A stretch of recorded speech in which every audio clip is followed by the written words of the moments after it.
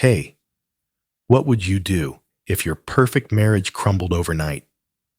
I'm 36, and 6 months ago, my world flipped when my wife of 4 years dropped a divorce bomb and vanished with secrets I never saw coming. Why did she obsess over our finances? Who was she hiding on those late night calls? Buckle up.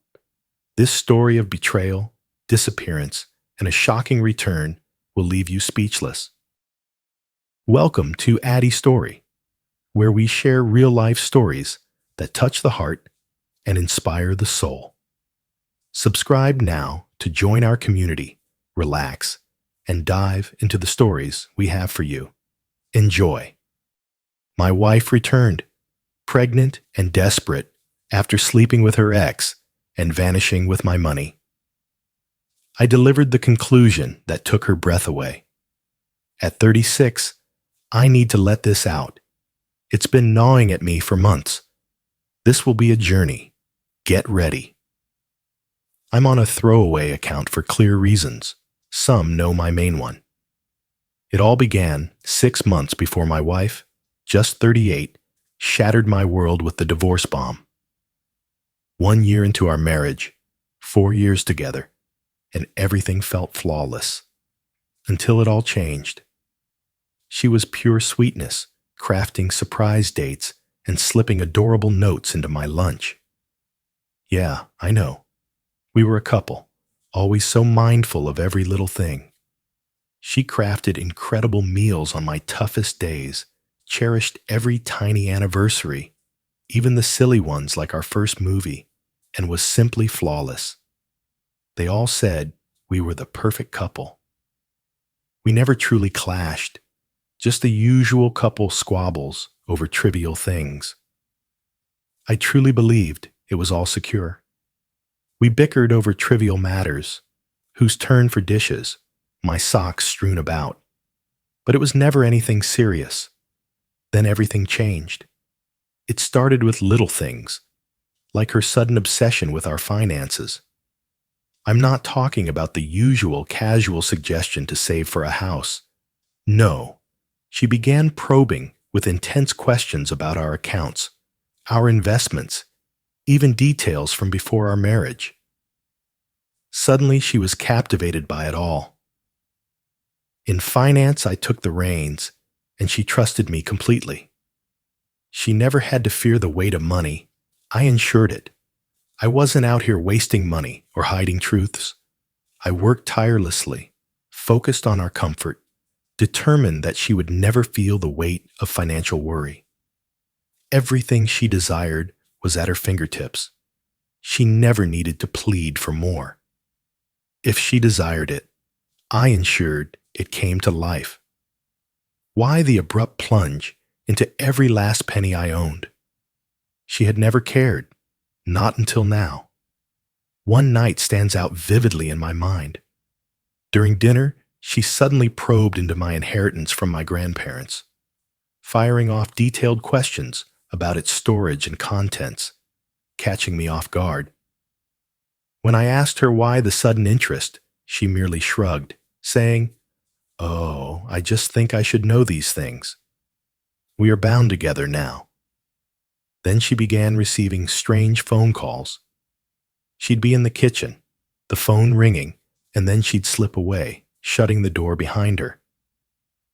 I'm not usually jealous, but this felt different.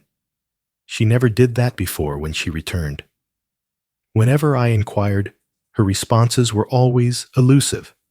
Just work, or merely reconnecting with an old friend. The late nights at work began to intensify. She manages projects at a tech firm.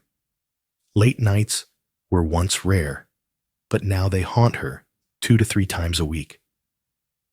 This is what struck me deeply.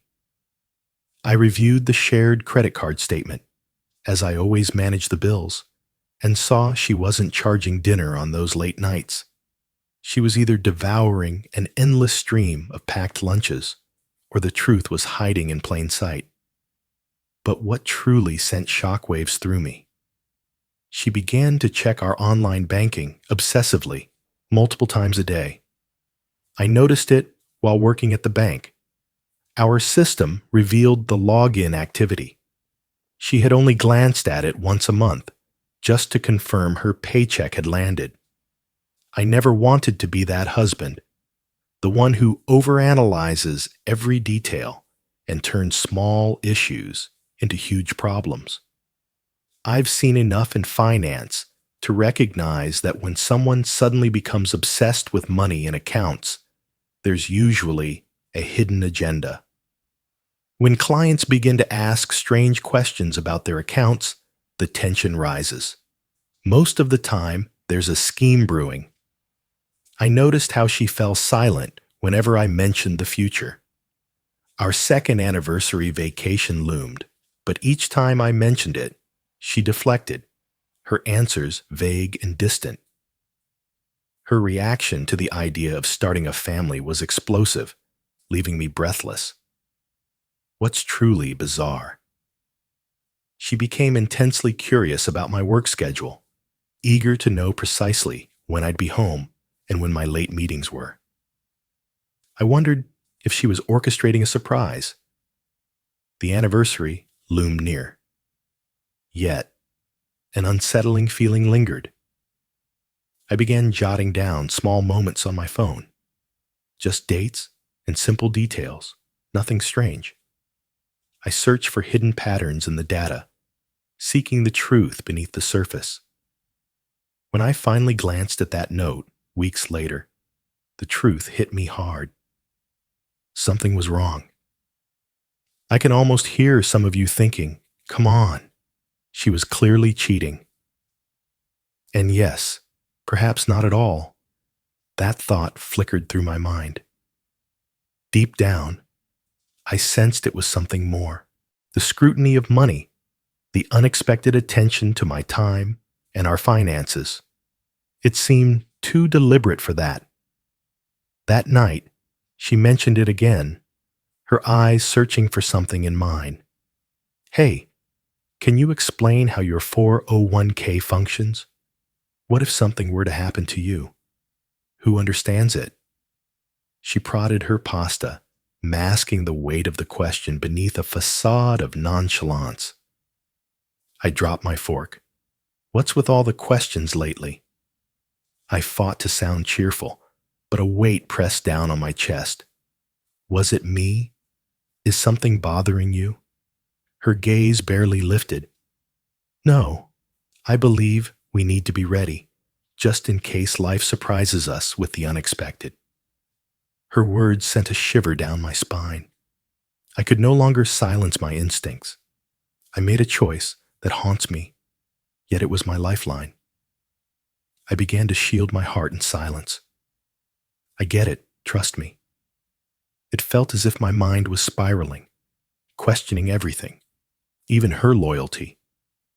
Believe me, countless nights haunted me, drowning in guilt for even considering these thoughts. But here's the truth about finance. People constantly face betrayal, all because they failed to shield themselves. Clients walk in, shattered, their trust betrayed, the pain etched on their faces. I thought it was wiser to be cautious, don't you agree? I documented every detail, every single thing, all the gifts we exchanged, each one a piece of us. We shared so much. Each significant buy, each shared account, each choice matters. I meticulously combed through our wedding gifts, creating a list that held memories and emotions. I must have seemed insane with all those spreadsheets. But who cares? In that moment, I made a choice that felt undeniably sly. I opened a new account at another bank.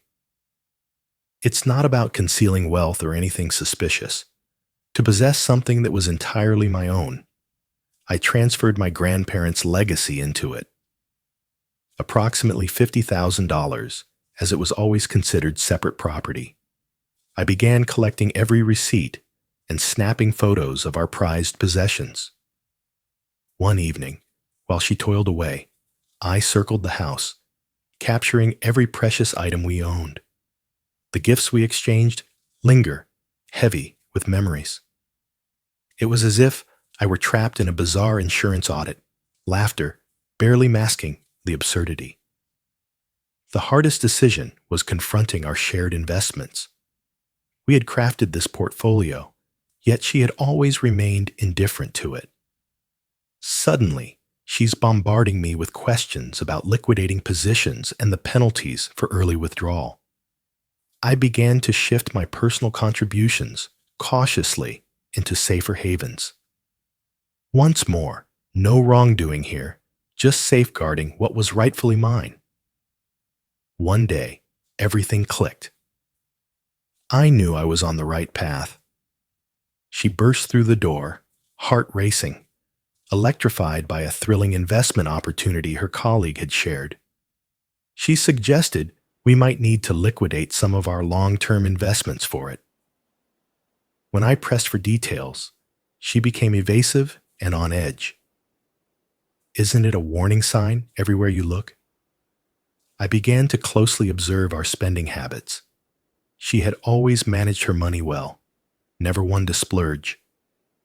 But lately, I noticed the small withdrawals from our joint account piling up. Nothing alarming at first glance, but when I pieced it together, it was a revelation.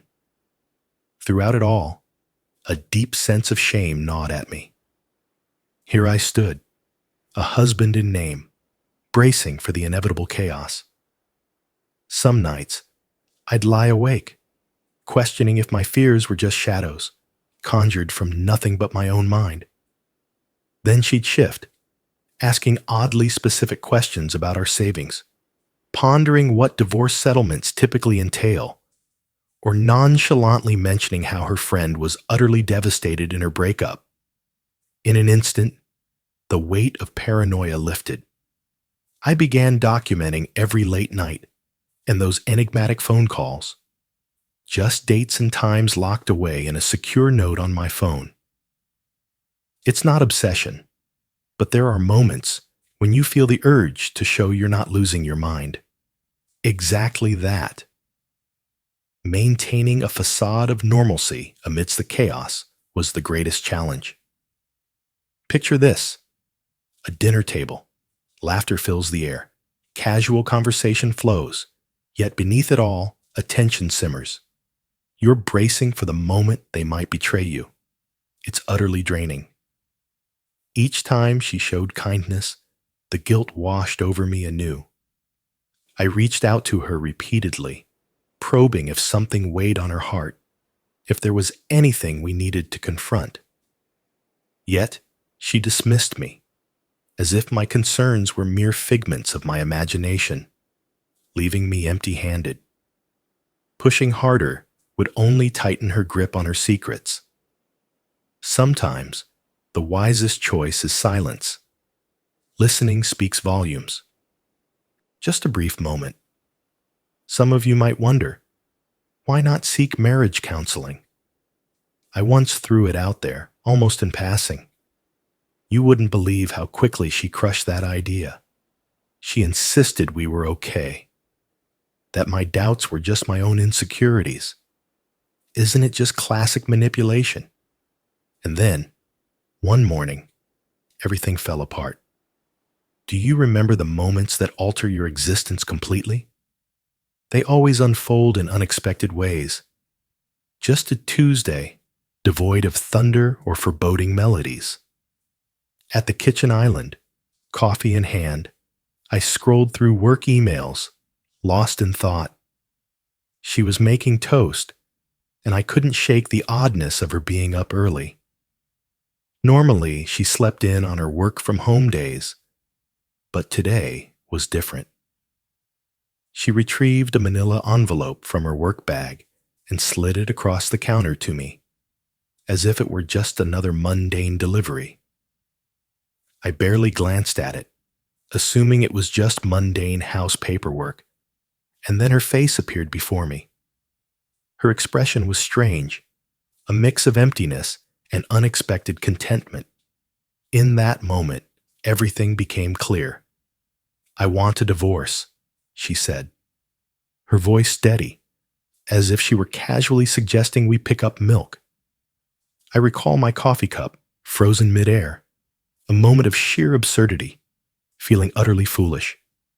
It's wild. Despite my readiness for disaster, this hit me like a punch to the gut. The envelope cracked open. Divorce papers ready. Just my signature stands between us. She had been scheming for ages, likely consulting a lawyer long before this moment. There I stood, pajama pants clinging to me, grappling with the chaos unfolding around me. Do you realize how twisted this is? I didn't even consider that our marriage was over. Thank God I moved that inheritance money. How messed up is that? 4 years gone, and in that instant, all I felt was relief for guarding what was mine. She launched into a scripted monologue. I just don't know. I'm not in love anymore. People drift apart. It happens. Her voice lacked warmth, mechanical, and practiced. Her gaze avoided mine. Just last night, she nestled against me on the couch, laughter spilling over a silly Netflix show. Now, here she was, delivering the most cliched breakup speech imaginable. I stayed silent, absorbing her words, my expression frozen in disbelief. Yet within, my mind raced through a relentless checklist. Separate account, check. Documentation of assets, check. Photos of valuables, check. My feelings were trapped, suffocated, as survival instincts surged forward. She sat in silence, eyes fixed, heart racing, anticipating the inevitable eruption. I sipped my cold coffee, set it down, and whispered, "Okay." Her expression was a masterpiece, as if I just shattered her expectations with a single twist. She blinked, then scoffed. "That's all." "Is everything all right?" I shrugged, the weight of unspoken words hanging heavy in the air. "You won't even question it." I breathed out, my gaze locked on her. "Did I fail to give you what you truly deserved? Was it because I wasn't enough in this relationship?" Her expression changed. Shock. And then everything changed. Something beyond comprehension. "No," she whispered, her head shaking slowly. "It's something deeper. You treated me well. I'm lost. I'm not sure I can stay in this marriage any longer. I can't bear this kind of commitment." It was a response, yet it fell short. None that held any meaning, at least.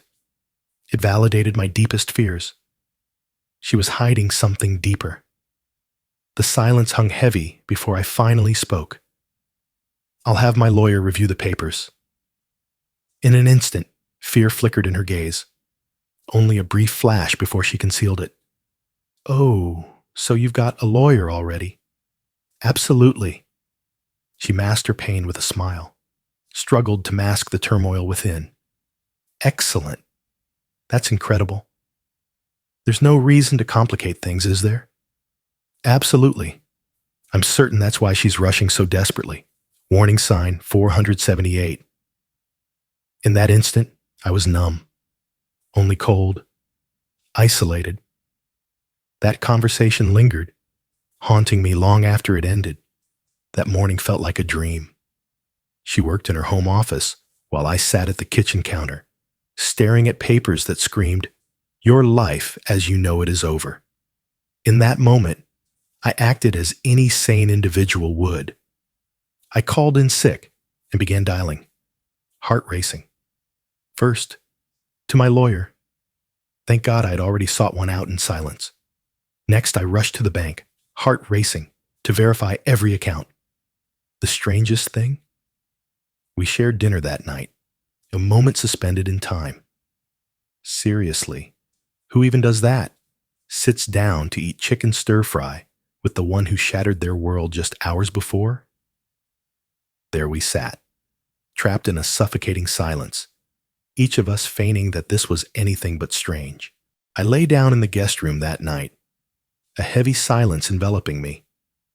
I needed room to breathe, staring at the ceiling, unraveling her hidden motives. Something was off, the way she orchestrated it all. The divorce unfolded with unexpected ease, likely due to my silent acceptance. What's the use of battling for someone who has already chosen to leave? I took the house, bought her share, and divided our accounts. Essential divorce matters. Then everything changed. Strangely unsettling. 2 weeks post-settlement, she vanished without a trace. It's not just that she's gone silent. Vanished without a trace. Just like that. Gone. Vanished. Totally disconnected. I barely registered it at first. After all, we were divorced. What reason do I have to watch her? Then her friend began to reach out to me. She walked in, handed her resignation, and vanished. Just gone. No warning. Silence speaks volumes. Silence. Void. Emptiness. My phone rang. It was her boss.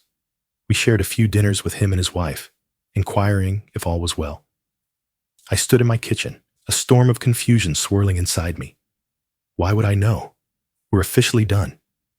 Sarah, my best friend, called me sobbing. My ex had cut her off completely. Not just online. All her contact details gone. It was never just Sarah. She severed all ties. Everyone. Her friends, co-workers, even her yoga instructors of 3 years, reached out to me, desperate to understand the chaos unfolding. I began to uncover the truth. Of course I understand. I should have just walked away. Her phone went silent. Her online presence, everything erased, not merely turned off, completely erased. She had severed all digital ties. She seemed to be vanishing, fighting to obliterate her very being. The truly disturbing aspect. Her friends feared the worst, convinced she was in danger, lost in a world of uncertainty. They wouldn't stop calling, but I insisted. I was done with her for good. Her brother, once a close friend, now silent to my calls. It was strange. Her parents were distant, despite the bond her mom and I shared. She called me her bonus son, and it meant the world. Now, nothing but silence. They held secrets, but their lips were sealed. About a month after she vanished, I discovered she had emptied all her local bank accounts, not transferred, closed. The bank manager, in our tight-knit town of Franklin, Tennessee, where secrets are scarce, dropped the news nonchalantly as I handled my paperwork. She promised to enter, shut the world away, and vanished with a cashier's check. She kept her destination a secret. The strangest thing about all of this? Shock barely grazed me. Stunned, yet somehow expected. All those months of strange actions culminated in this explosive moment. Whispers of doubt linger in the air. Financial inquiries, midnight calls, an unexpected scrutiny of my every move. Months of planning had led to this moment. Her friends finally surrendered, their hope fading as they searched in vain. What more was left for them? She was determined to remain hidden. The theories just kept coming, relentless. Each encounter with them in town brought fresh theories about her whereabouts and actions. I fought to leave the past behind. What other choice did I have?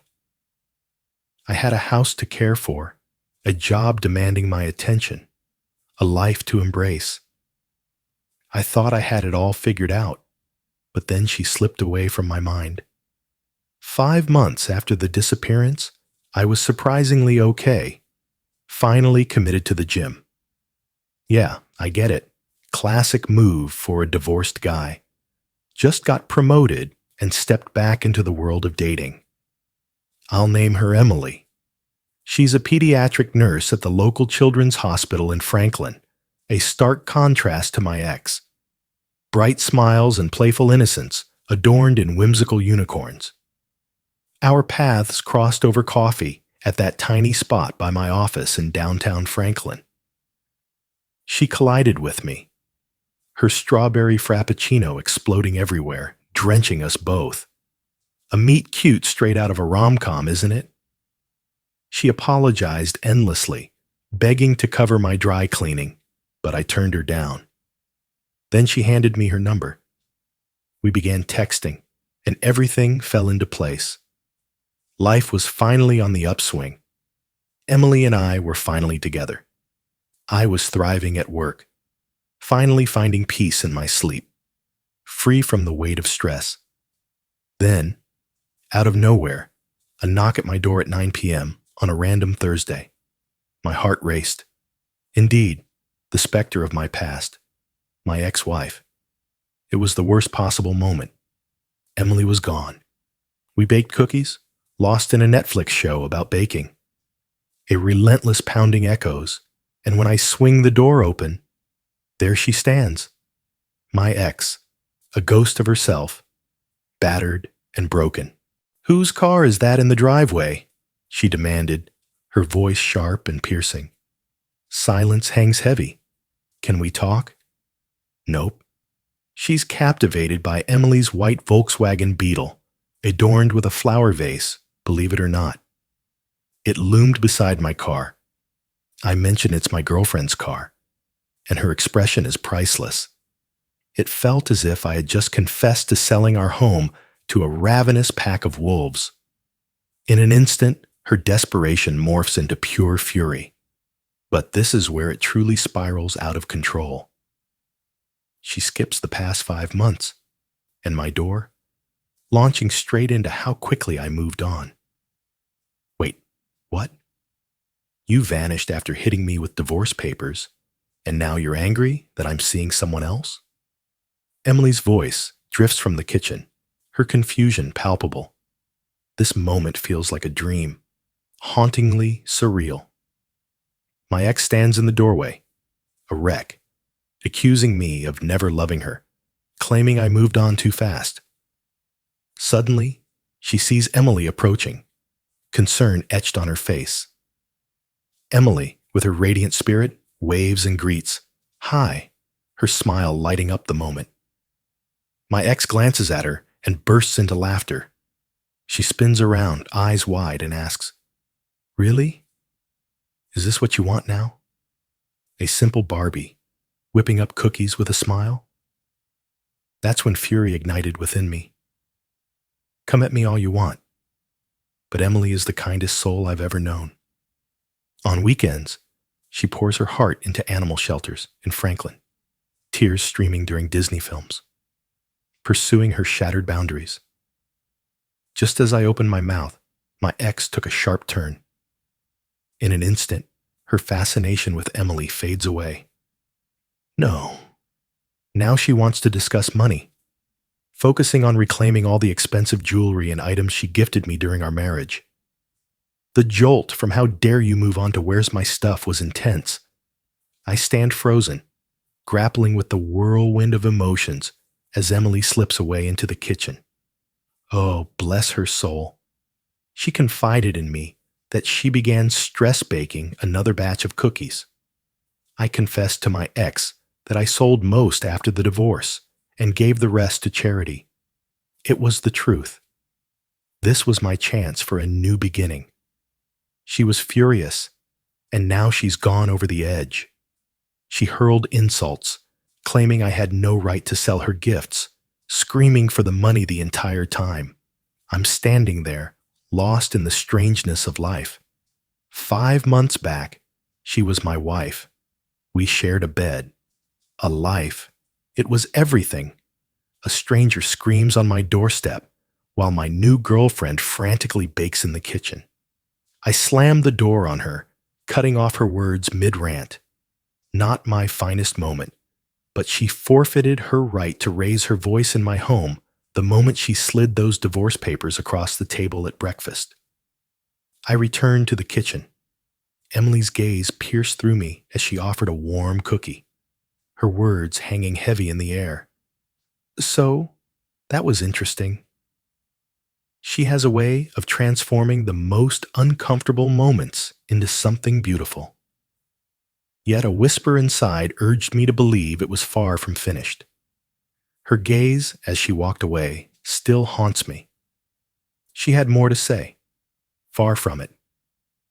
3 days after the cookie incident, Emily's new label for it. My phone buzzes at 11 p.m., shattering the silence. That number has been absent for far too long. James, my ex-brother-in-law. Once, James and I were inseparable, sharing football games, late-night coffees, and countless moments that felt unbreakable. When the divorce struck, he vanished, blocking me without a single farewell.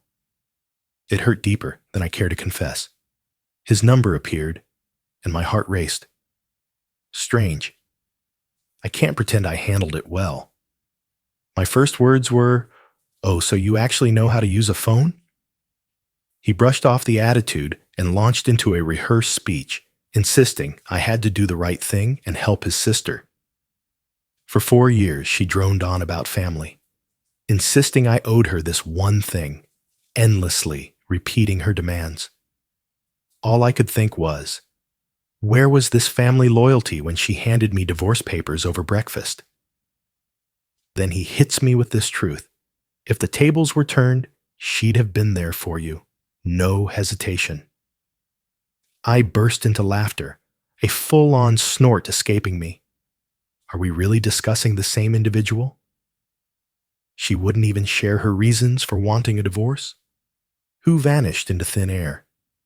Who knocked on my door and hurled insults at my new girlfriend? Who could have been my savior? I revealed to him precisely what I had shared with her. I sold it all, shared with those in need. That's it. He hated that answer. They turned aggressive, hurling accusations. You're not who I thought you were. I can't believe I was ever friends with you. That's when I broke. I suggested he talk to his sister about the pricey gifts I gave her, especially the car she still drives. Confronted him about whether she mentioned her visit to my house and the hurtful words aimed at my girlfriend. I'm dying to know if she ever talked about vanishing for 5 months, leaving everyone in the dark. He paused, surprise flickering across his face, but rather than reflect, he clung tighter to his stance, called me selfish, labeled me petty, claimed I was just bitter over the divorce. What truly haunts me is this. He circled the truth, never quite landing on it. It felt like he was hiding something crucial, a deeper truth just out of reach. Each time I questioned her desperate need for the money, he became strange and evasive. I told him that if his sister was in such dire need of money, perhaps quitting her 6-figure job and vanishing for months wasn't the best choice. Silence fell over him in an instant. Then I delivered a blow that left him stunned. I told him his sister wasn't worth it, but I believed our friendship was genuine. I see now I was mistaken about that as well. After that, I hung up and blocked his number. Why not? That family erased me from their lives long ago. It's time to give back. Emily was there that night. Most nights, she's here, and it feels like everything has changed. Something else that likely drove my ex mad. She sensed something was wrong. Rather than pressuring me to open up, she simply turned on our favorite show and ordered pizza for the night. This girl, I promise, she understands everything. As I lay there, Emily asleep beside me, a whirlwind of strange thoughts consumed me. My ex vanishes for months, then reappears, demanding cash.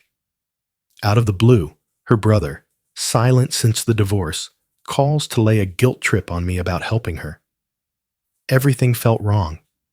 What kind of desperate situation drove her to need money so urgently? Why didn't she just sell the car I got her if she was truly that desperate?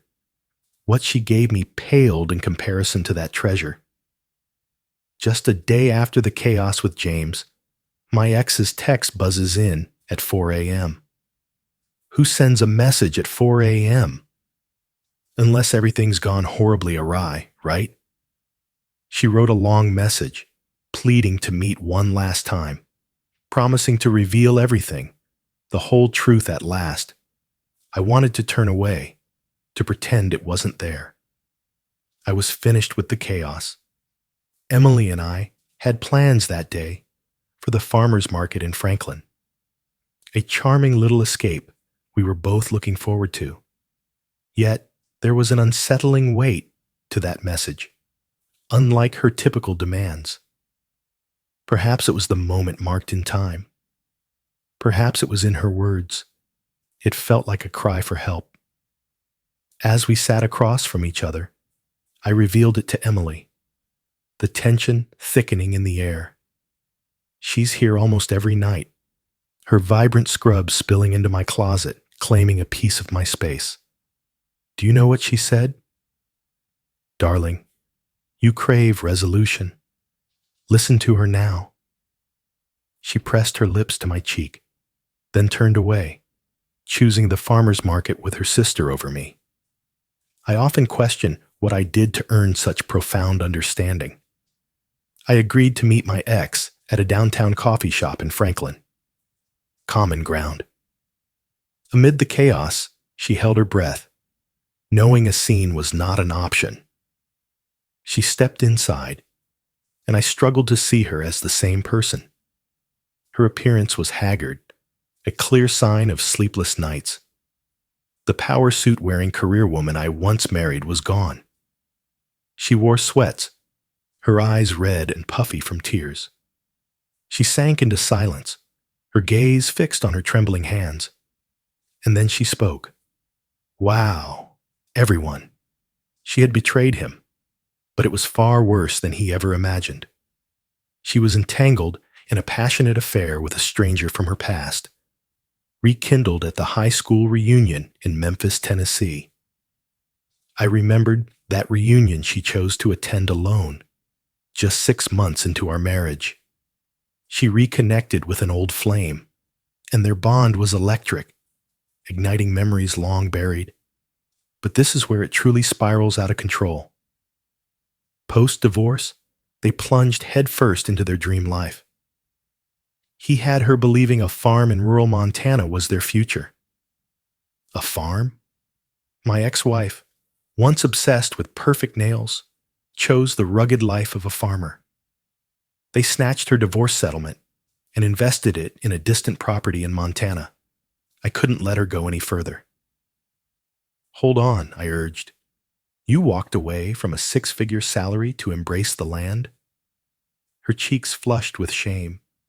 Neither of them had a clue about farming. I couldn't help but laugh. They dreamed of a life, raw and wild, where nature embraced them fully. But reality struck with brutal force. They had no choice but to hire real farmers, and their funds dwindled rapidly. Hold on, it only gets more intense. Recall her desperation for cash? She's carrying the farm boy's child. They poured every last cent into the farm. And now, with a baby on the way, they're left with nothing. She returned for a reason. Desperate for cash, she faced mounting medical bills and the urgent needs of her baby. I sat there, heart racing, absorbing it all. The woman who shunned the idea of a dog for its weighty responsibility was now having a baby with a wannabe farmer she'd known for less than a year. It was so ridiculous that laughter bubbled up uncontrollably. She felt the sting of that moment deeply. She broke down, confessing her mistakes, the weight of her shame too heavy to share. That's why she vanished, leaving everyone behind.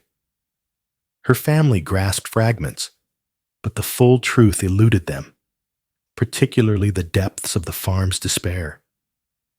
Then she struck me with the truth.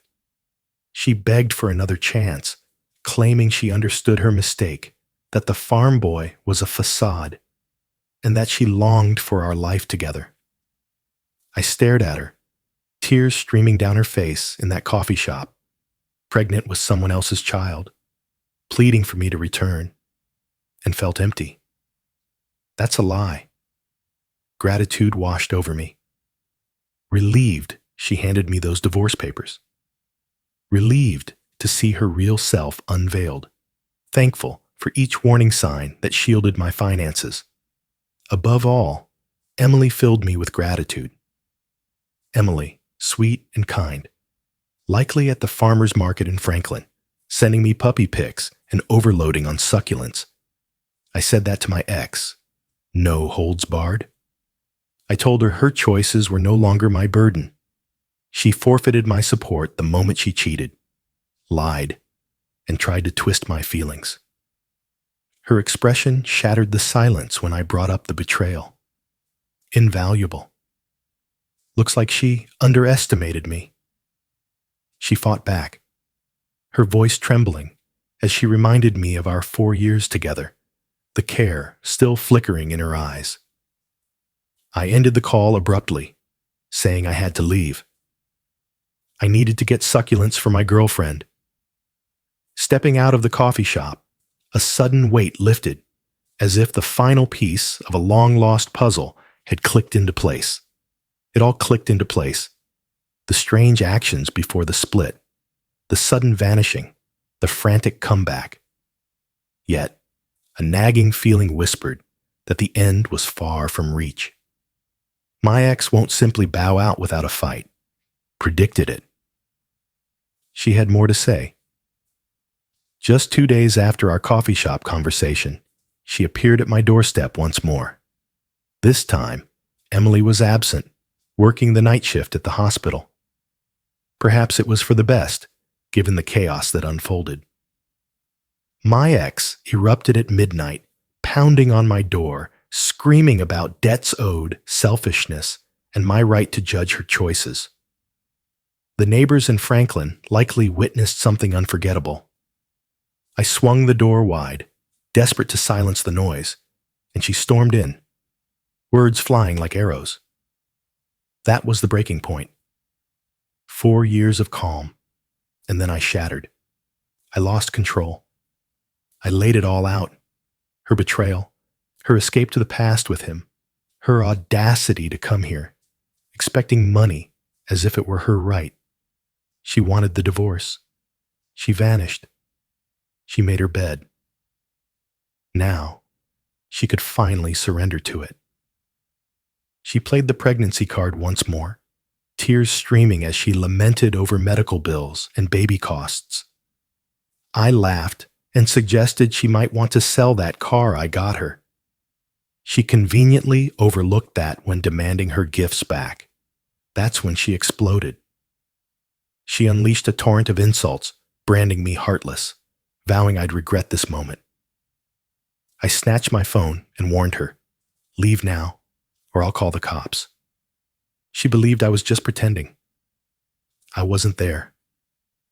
He began to dial, the tension thick between them. Her demeanor shifted in an instant at the sound of that first ring. As she stormed out, she spun around and said something that caught me off guard, making me laugh. "I wish you and Barbie endless joy together." I smiled and replied, "We are." Slammed the door, cut her off completely. I texted Emily during her break, sharing the shocking news. What did she say? Should I grab donuts on my way home? Sugar transforms the ordinary into something extraordinary. Guess what? She was absolutely right. It's more than just donuts. It's about transforming everything for the better. So much better than with my ex. Sometimes, true revenge lies not in retribution, but in finding joy. Thanks for watching this story on Addy's Story. If you enjoyed it, don't forget to like, share, and hit that subscribe button so you never miss a new tale. Stay tuned for more, and until next time, take care and keep living your own amazing stories.